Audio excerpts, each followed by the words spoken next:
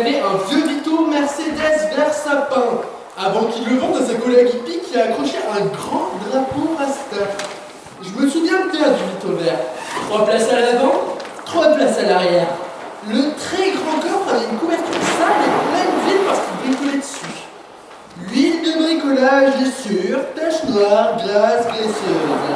Quand tous les sièges étaient occupés, ça m'est déjà arrivé de monter dans le coffre. Une fois, j'avais dû m'y allonger et m'y faire tout petit parce qu'on avait croisé une voiture de flic. Mais en général, le coffre était plus souvent rempli de planches, de voiles roulées et de mâts longs en carbone. Maintenant, son camion, il est bien les verts prunes. Et oui, dans le nouveau camion briolet, il a construit un système contre les parois intérieures pour y poser tout ça. Mais le matos est tellement lourd que quand on est assis à l'arrière avec mon frère, ça frôle nos têtes. C'est un peu inconfortable quand on fait une quinzaine d'heures de route pour aller jusqu'à Tarifa en Espagne.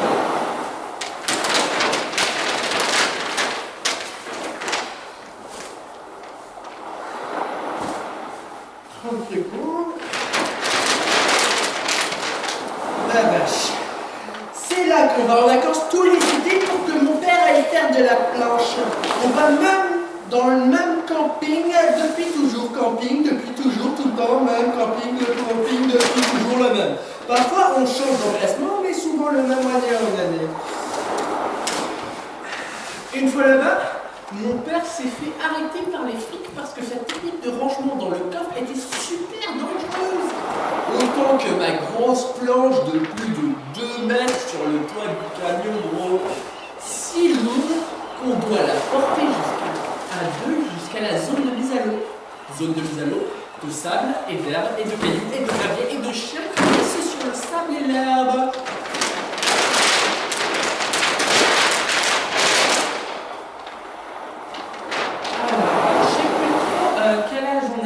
Quand il m'a acheté cette grosse planche sur le bon coin. Mais c'est lui qui voulait que je m'y mette. Il me demandait tu veux t'y mettre? Et je lui réponds oui, je veux m'y mettre. J'étais la seule qui pouvait apprendre de faire place en faire parce que ma mère et mon frère ne savaient pas nager. D'ailleurs, ils sont ravis de toujours aller au camping en mer. La première fois que j'ai essayé de faire de la planche, c'était à Tarifa. C'était considéré comme l'un des endroits les plus vampus du monde. Sur sportsite.fr, Tarifa est classé numéro 2 après Maui dans le top 5 des meilleures destinations pour faire du windsurf. Attendez que je lise ça, il y a écrit « Je reviens justement, c'était mon premier trip là-bas et c'était fou ! 5 jours de vent sur 5, 49, puis 50 et enfin 62 derniers jours. Les gens volaient littéralement sur le spot !» J'ai mis du temps à y arriver un peu. Au début, je dérivais presque jusqu'à l'autre bout de la plage et après il fallait pousser la planche, il fallait pousser la planche jusqu'au point de départ, dans l'eau, jusqu'à la taille, en courant presque pour suivre mon père qui marchait trop vite. Un peu comme alerte à Malibu, mais en plus compliqué et en plus fatigant. Parce que vite dans l'eau jusqu'à la taille, c'est compliqué et surtout c'est très fatigant. J'arrêtais pas de tomber dans l'eau. La voilà, contre du vent me poussait. Une fois, elle m'est tombée dessus et j'étais sous l'eau à essayer de retrouver la surface, mais elle bloquait ma putain de tête. Ça a pas duré très longtemps, je crois, mais je m'en souviens. Oui, je m'en souviens de ma tête bloquée sous la vague, bloquée sous l'eau et la vague. J'ai failli me noyer une fois aussi là-bas. C'était marrant. En nageant trop loin, il y avait vraiment beaucoup de vent et de vagues et j'ai réussi à retourner sur la plage, mais j'ai cru que je pourrais pas. Non. J'ai cru que j'allais canner. À chaque fois, j'étais le seul à aller dans l'eau. Ma mère et mon frère étaient au sec, au sable, et mon père loin sur sa planche. Du coup, je restais nager longtemps. Ouais, longtemps seul. Ok. Après, ça, c'était l'été.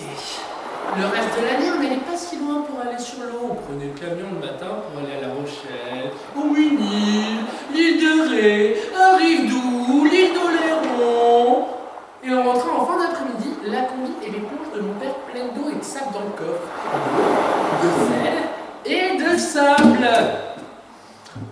C'était la maison d'un pote.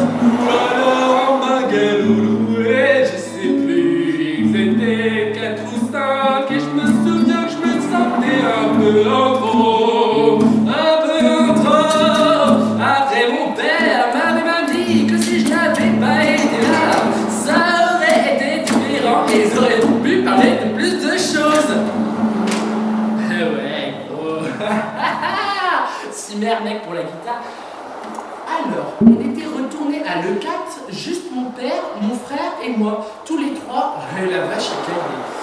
On passait notre temps à attendre dans le camion, à rien faire, et dans le bungalow du camping, à regarder.